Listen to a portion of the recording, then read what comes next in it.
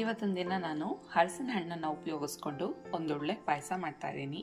ಹಲಸಿನ ಹಣ್ಣನ್ನು ಪಾಯಸ ಮಾಡೋದಕ್ಕೆ ಇಲ್ಲಿ ಏನೇನು ತೊಗೊಂಡಿದ್ದೀನಿ ಅಂತ ಹೇಳಿದ್ರೆ, ಹಲಸಿನ ಹಣ್ಣು ತೊಗೊಂಡಿದ್ದೀನಿ 1 ಕಪ್ಪಷ್ಟು, ಮತ್ತು ಅರ್ಧ ಹೋಳು ತೆಂಗಿನಕಾಯಿ ತೊಗೊಂಡಿದ್ದೀನಿ. ಜೊತೆಗೆ ನಮಗೆ ಎಷ್ಟು ಸಿಹಿ ಬೇಕೋ ಅಷ್ಟು ನಾನಿಲ್ಲಿ ಬೆಲ್ಲ ತೊಗೊಂಡಿದ್ದೀನಿ. 1 ಸ್ಪೂನಷ್ಟು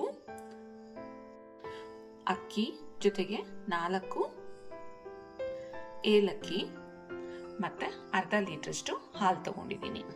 ಈಗ ಇಲ್ಲಿ ನಾನು ಮೊದಲಿಗೆ ಅಕ್ಕಿಗೆ ಸ್ವಲ್ಪ ನೀರು ಹಾಕಿ ಇದನ್ನು ಸ್ವಲ್ಪ ಹೊತ್ತು ನೆನೆಸ್ಕೊತಾ ಇದ್ದೀನಿ. ಅಕ್ಕಿ ಮತ್ತು ಏಲಕ್ಕಿನ ಏನಕ್ಕೋಸ್ಕರ ಯೂಸ್ ಮಾಡ್ತೀನಿ ಅಂತ ಹೇಳಿದ್ರೆ, ಟೀ ಬರುತ್ತೆ ಪಾಯಸ, ಅದಕ್ಕೋಸ್ಕರ. ಅದ್ರ ಜೊತೆಗೆ ಘಮ ಕೂಡ ತುಂಬ ಚೆನ್ನಾಗಿರುತ್ತೆ, ಹಾಗಾಗಿ ಏಲಕ್ಕಿನ ನಾನಿಲ್ಲಿ ಉಪಯೋಗಿಸ್ಕೊತಾ ಇದ್ದೀನಿ. ಬೆಲ್ಲದಲ್ಲಿ ಕಲ್ಲಿರುತ್ತೆ ಅನ್ನೋ ಕಾರಣಕ್ಕೋಸ್ಕರ ನಾನು ಇದನ್ನು ಕುಟ್ಟಿ ಪುಡಿ ಮಾಡಿ ಬೆಲ್ಲದ ನೀರನ್ನ ನಾನಿಲ್ಲಿ ಸೇರಿಸ್ಕೊತಾ ಇದ್ದೀನಿ. ನಾನಿಲ್ಲಿ ಒಂದು ಬಾಣಲಿ ಕಾಯ್ದಕ್ಕೆ ಇಟ್ಕೊಂಡಿದ್ದೀನಿ, ಮತ್ತು ಇದಕ್ಕೆ ನಾನು 2 ಸ್ಪೂನಷ್ಟು ತುಪ್ಪ ಹಾಕೋತಾ ಇದ್ದೀನಿ. ಈಗ ತೊಗೊಂಡಿರೋಂಥ ಹಲಸಿನ ಹಣ್ಣನ್ನ ನಾನು ಇದರಲ್ಲಿ ತುಪ್ಪದಲ್ಲಿ ಹುರ್ಕೋತಾ ಇದ್ದೀನಿ. ನೀವು ಇದನ್ನು ಸಣ್ಣದಾಗಿ ರುಬ್ಕೊಳಕ್ಕೂ ಬೇಕಾದರೂ ರುಬ್ಕೋಬೋದು, ಬಟ್ ಇಲ್ಲಿ ಕಟ್ ಮಾಡಿ ಹಾಕಿದ್ರೆ ಚೆನ್ನಾಗಿರುತ್ತೆ, ಬಾಯಿಗೆ ತಿನ್ನಬೇಕಾದ್ರೆ ಸಣ್ಣ ಸಣ್ಣ ಪೀಸಸ್ ಸಿಕ್ಕಿದ್ರೆ ಅಂತ ಹೇಳಿ ನಾನಿಲ್ಲಿ ಕಟ್ ಮಾಡಿ ಹಾಕ್ಕೊಂಡಿದ್ದೀನಿ.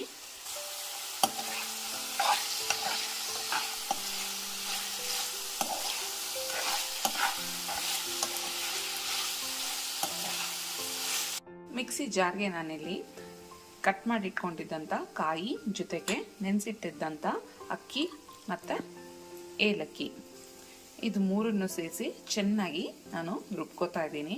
ಮತ್ತು ಈ ಕಾಯಿಯಿಂದ ನಾನು ಬರೀ ಕಾಯಿ ಹಾಲು ಮಾತ್ರ ಹಾಕ್ತಾ ಇದ್ದೀನಿ, ಪೂರ್ತಿಯಾಗಿ ನಾನು ಇದನ್ನೇ ಸೇರಿಸ್ಕೋತಾ ಇಲ್ಲ, ಏಕೆಂದರೆ ತುಂಬ ಗಟ್ಟಿಯಾಗಿಬಿಡುತ್ತೆ ನೀವು ಪೂರ್ತಿ ಇದನ್ನೇ ಸೇರಿಸ್ಕೊಂಡ್ರೆ.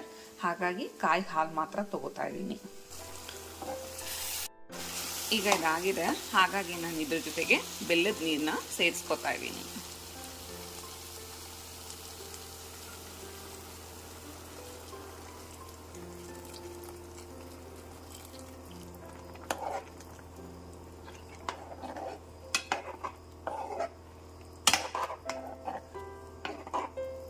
ಇದು ಸ್ವಲ್ಪ ಹೊತ್ತು ಇದರಲ್ಲೇ ಚೆನ್ನಾಗಿ ಕುದಿಬೇಕಾಗತ್ತೆ, ಹಾಗಾಗಿ ಬಿಟ್ಬಿಡ್ತೀನಿ.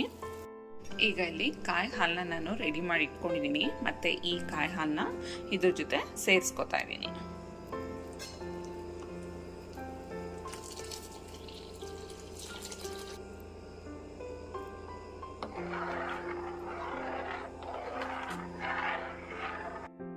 ಇವಾಗ ಇದು ತುಂಬ ಚೆನ್ನಾಗಿ ಕುದೀತಾ ಇದೆ, ಹಾಗಾಗಿ ನಾನು ಇಂಥ ಟೈಮಲ್ಲಿ ಹಾಲನ್ನು ಸೇರಿಸ್ಕೊತಾ ಇದ್ದೀನಿ.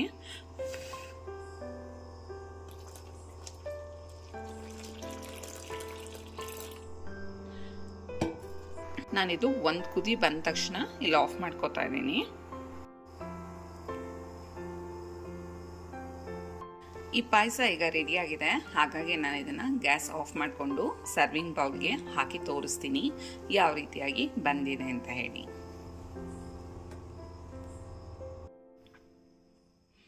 ನೋಡಿ, ಕೊನೆಯದಾಗಿ ನಿಮಗೆ ಹಲಸಿನ ಹಣ್ಣಿನ ಪಾಯಸ ಈ ರೀತಿಯಾಗಿ ಬರುತ್ತೆ. ಮಾಡೋದಕ್ಕೆ ತುಂಬಾ ಸುಲಭವಾಗಿರುತ್ತೆ, ಮತ್ತು ತಿನ್ನೋದಕ್ಕೂ ಅಷ್ಟೇ ತುಂಬಾ ಟೇಸ್ಟಿಯಾಗಿರುತ್ತೆ. ನೀವು ಒಂದ್ಸಲ ಮನೆಯಲ್ಲಿ ತಪ್ಪದೆ ಟ್ರೈ ಮಾಡಿ. ನಾನಿವತ್ತಿನ ದಿನ ಮಾಡಿರುವಂಥ ಪಾಯಸ ನಿಮಗೆ ಇಷ್ಟ ಆದರೆ ಮರೀದೆ ನನ್ನ ಚಾನಲ್ನ ಸಬ್ಸ್ಕ್ರೈಬ್ ಮಾಡಿ. Thank you.